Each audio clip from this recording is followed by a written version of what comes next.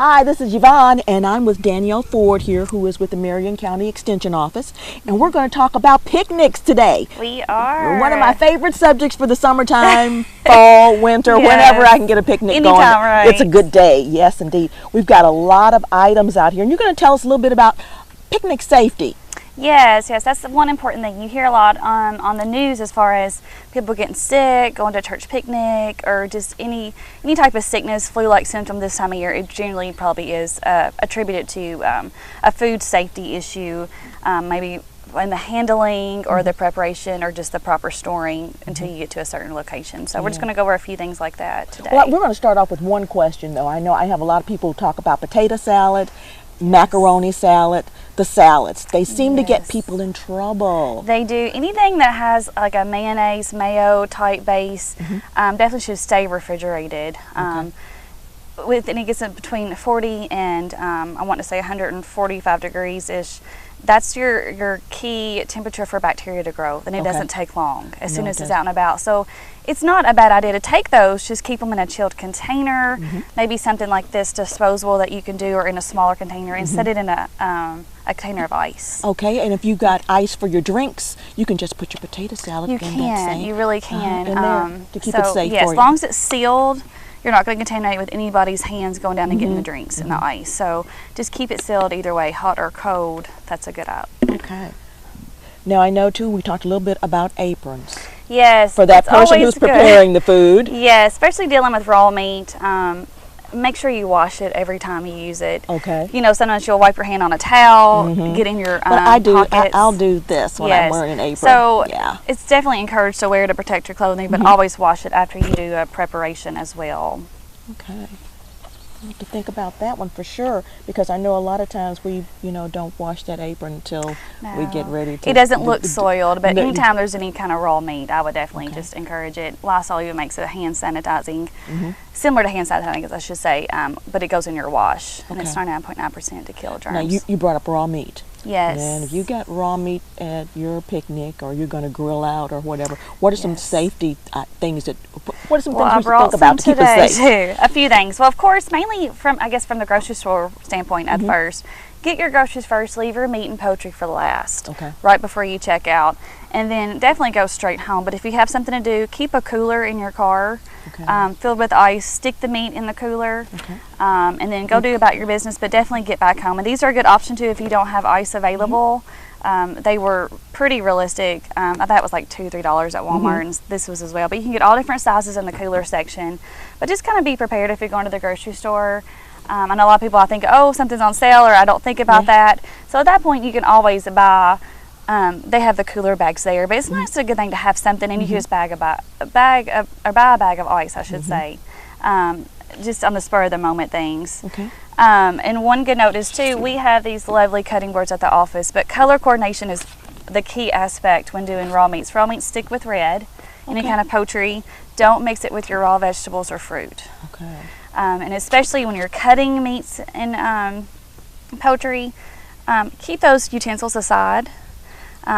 Stick with only the meat and keep everything aside, and of course bleach everything with bleachy water after you get done. And then I generally bleach them, rinse them, and then put them in my actual dishes at that point. So I just kind of kill all the germs before I put them into my own dishwater too. So definitely keep them separate. And of course, and if your cutting board has any type of knife marks, scratches, discard them, because that is where, even if you bleach it and whatnot, there's still going to be bacteria those in indentions. Yes. Okay. So if you can afford it, or you can find some reasonable ones, just discard them and replace them new. Okay. Now these are from the Extension Office. They are. Sometimes we have programs we're able to give out incentive items, and that is some of the incentive items we have as well. Also, what's important with grilling, we have these lovely thermometers and that we have. Okay. This one, of course, has the dial tone of all the things, but this one here, I've never seen this one before, but it has how you want your steak. But to me, I'd almost rather go by the numbers instead of this part. This one couldn't be really truly a guarantee the true temperature on the inside of the meat, and it may look done on the outside, but it's not actually done to the correct temperature on the inside. And then we also have these handy little magnets that tell the temperatures if you're near somewhere like in the kitchen, not necessarily on the grill. But it's also important to keep keep track of all those meats and stuff, because you definitely don't want someone sick after something you prepared. Now we've got some minimum cooking temperatures here. You want to share those with us? We do. Poultry, you have to cook it to the safe internal temperature of 165. That includes any kind of ground poultry, any of that range. Poultry only is 165, and that's the highest you have to get it to. Okay. Fish is 145 degrees.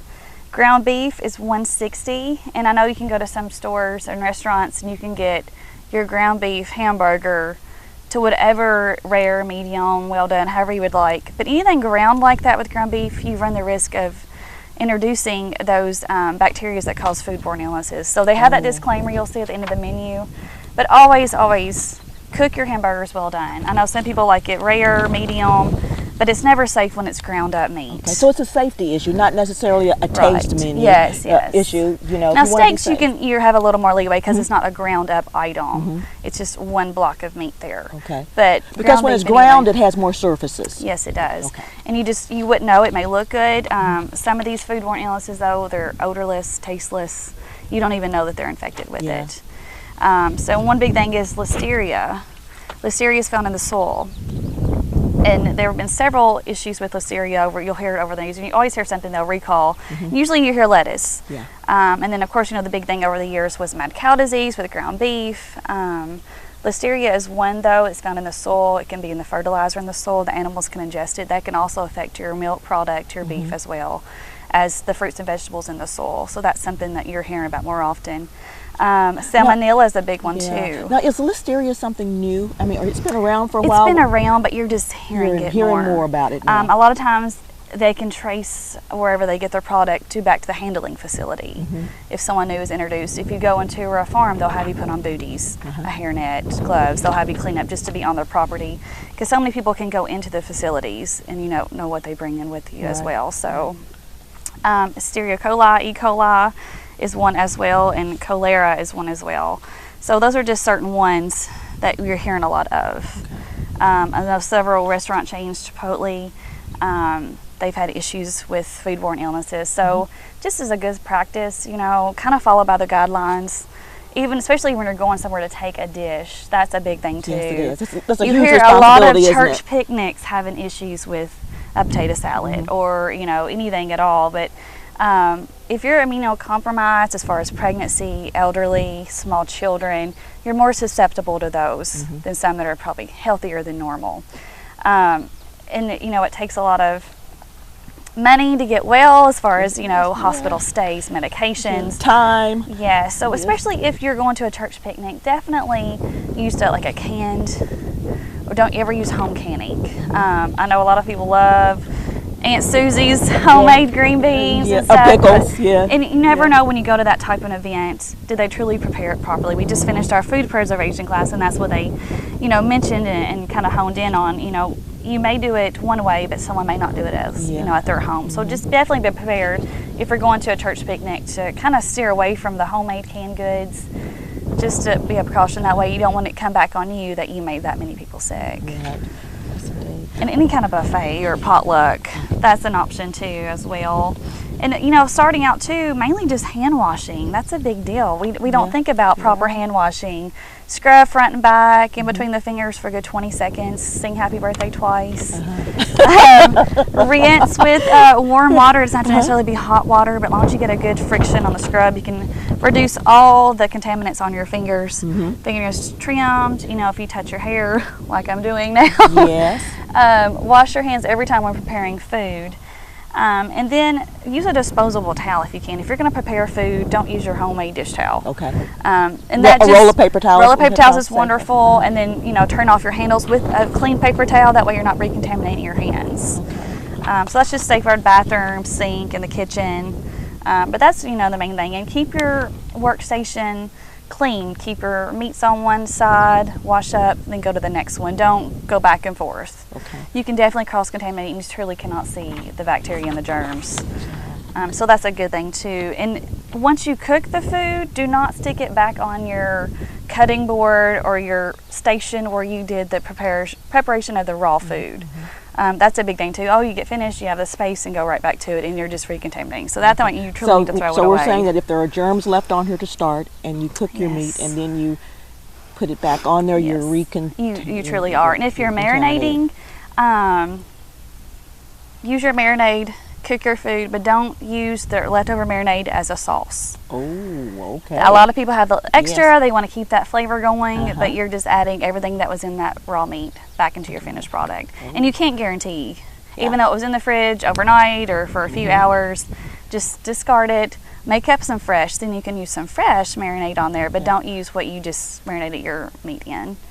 And that's a big thing too, because you hate to waste. Yes, I hate to waste too, but you know, when you think about it, and always thaw out your meat if it's not already thawed in the refrigerator. Don't let it sit out on the counter. Whether it's hamburgers or hot dogs or steaks. Yes. In the refrigerator. Now, if it's fresh, you're going to use it. But go if it's ahead. frozen. But if it's frozen, don't thaw it out. Kind of think ahead. I know I'm very last minute with working all the time, but just thaw it out in the fridge. You know, plan something else if you don't have time to thaw it out at that immediate moment. Or unless you kind of throw it in the microwave and then use it. But don't leave it sitting out on the counter at room temperature. If it's out for over an hour, you need to pitch it. Ooh. Yeah, okay. so and that's no matter what it is, whether it's fish, meat. I would just be heat on the side of caution. Okay. Some things may be good, you know, but you won't know until you cook it and then you're sick after you eat it. So, but that's why we encourage too when you go to the grocery store, buy your meat last, go straight home. Now, if you're going to use it when you get home, if you aren't going to medium home, of course, stick it in the cooler. But as soon as you get home, stick it in the fridge, and then depending on when you're going to use it, you want to freeze your meat and poultry if you're not going to use them in the next 2 days in the fridge. Okay. That's fresh, not frozen. But any other meat, you can freeze it within 4 to 5 days. Okay. So we can sit there a little bit if you think about what you're going to do. But I would, if I'm not going to use it the next day or two, I would just stick it in the freezer. Okay. Wow. Now you can prepare it and prep it however you want and then freeze it. That's perfectly acceptable. Okay. So if I want to salt and pepper it or put something on it that that might be like, easier that the next day or two whenever you're free, just throw it in the oven. So that's a good option as well. But just kind of keep that in mind when you're kind of grocery planning a little bit. Okay. Now we've gone over the safety issues here. Now we're going to go over the fun parts here. We've got some we've got some really nice aren't they pretty picnic baskets here. So this is just something to keep in mind too. And you know, this is a little decorative Pioneer Woman. I just grabbed it at Walmart today. But of course, if you can see inside, there's no insulation. So this would be more for me as storage of a blanket. Any utensils you're going to use this one as storage, unless you're in a warming container that the dish come in. You can set it in there. Just transporting. Yes, or you can do an ice cooler for that as well. We also have a sample here of just an insulated cooler. So this is perfectly acceptable, hot or cold, with your ice packs or ice or your warming container to keep that warm. And it has the size. This one here. Yeah. Very handy little thing. Good sturdy handle. But definitely heat on the side of caution. These are I think more for decorative use in the cute little picnic basket. But if I'm truly taking something somewhere, I want to lean towards this. Now at the office we use these a lot. These are insulated coolers on wheels. We pack all of our cold stuff anywhere we go to do any programs. It's nice and sturdy. The ice doesn't leak out everywhere. But it's real handy. It reminds you of a suitcase on wheels. That's very nice, isn't it? It is. You can get a lot in here, can't you? You can. And they actually have lighter ones as well, but that's something good to use that we like to use it. We tote them everywhere. Even if we're just going right down the street to one of the schools, we keep everything chilled as possible. Everything chilled. So anything like salad dressing, stuff over the salad, you may have it where it's not opened yet, and that's perfectly fine to take with you. But once it's opened, stick it back in a cooler. So if you're out at a church picnic and whatnot, if it's been left out over 2 hours, just throw it away. Sitting out, no refrigeration, unless it's in the freezer or the fridge or wherever you're located, which usually there's not something there unless you bring your own cooler. But definitely keep these on hand for after if you want to take leftovers home, but stick them back in the ice. Back in the ice, okay. Yes, keep them chilled. So it's always good to kind of take leftovers home, but you know, if you're not going to be home with the next 30 minutes to an hour afterwards, you might as well just take your dish and just pitch the rest. So yes, and if you're ever if you're ever in doubt, just throw it out, and that truly does make sense. Some things don't look like they're bad, but you don't want to take the risk of getting somebody sick. I did pull the timeline of once someone ingests the food to how long the symptoms last, and it can be anywhere up to 12 days of certain different viruses. So if you truly think you have the stomach flu or the stomach bug in the summer, it could necessarily be undercooked food or just improper handling. So don't leave that out. And if it is listeria, I mean, they have to do a spinal tap. So I mean, there's a lot of involvement once you do get sick. So just kind of start from the get-go of preparation, and we want to avoid all the problems. Yes, just yes. avoid all that, and go by some of these rules here. Again, we've got. Give us the temperatures for that meat again. Chicken or turkey is 165 degrees. Fish is 145. Pork chops, steaks, roast, lamb chops are all 145. Plus, once you get it to that temperature, let it sit for 3 minutes. On roast, ground beef, beef steaks, lamb chops, pork chops, even ribs. And ground beef, pork, and lamb, anything ground like that is 160 degrees. So that's a good side note. And don't set it out once you got it prepared by the grill till you wait till the next batch goes. Go ahead and get it inside, and however you would prepare it. That way you're not sitting out there. Anything over 90 degrees outside really just inhibits that bacteria. Even if it's cooked, you know, we got airborne stuff all the time. So keep it covered and get it inside. Well, it just makes you wonder how our pioneers did it. I don't know how they did it, but I really don't. And you know, sometimes with grilling too, you think quicker the better. But truly, if you scorch the outside, the inside's not guaranteed. So always find you a nice. They're not really expensive. I know I checked prices this morning at Walmart. Anywhere from $5 to $15. Depends on how much you want to spend. But make sure it's accurate. I would test it out a few times, and like that one, it's not a bad idea to use. I would just double check it with one with the numbers to make sure, even though it just says rare, medium, well done.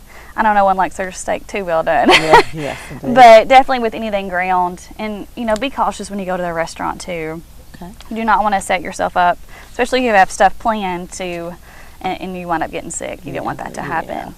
And two, with fruits and veggies, if it's a hard service like a melon or a potato, scrub them. Don't use any soaps or detergents to wash off the fruit and produce. Use cold running water, and that should be sufficient enough. You kind of scrub the outside. But if it's something like listeria, that's inside. So you really don't know. But just be cautious. And if you don't feel good, don't hesitate to go on to the emergency room to check things out. I wouldn't stay home and postpone it. Now, if our viewers have any questions, how can they reach you, Danielle? Oh, I can be reached at 692-2421. And if I'm not there, definitely leave a message. This summer's a pretty busy time. But I'm sure. I'm off and on, in and out. So don't hesitate to holler at me. And especially this time of year, or any time of the year, people have freezers that go bad. Don't hesitate to call me if you question something. We get those questions quite often, but you don't prepare for something like that. But anything type of food issue, please give us a call. If not us, then the local health department. Tell us where you're located. We are at 416 Fairgrounds Road, right beside the fairgrounds. We are in the old Armory building. It's on the left side of the road, right before the fairgrounds. So. Well, listen, thank you so much for coming out and talking to us today and sharing all this wonderful information. We want to make sure that all of our viewers enjoy their picnics this summer. And we don't have any problems with it. And we've got some good ideas. We've got a lot of good information. But like I said, if you do have questions, you can always call Danielle at the Marion County Extension Office. This is Yvonne McNary for Central Kentucky Television.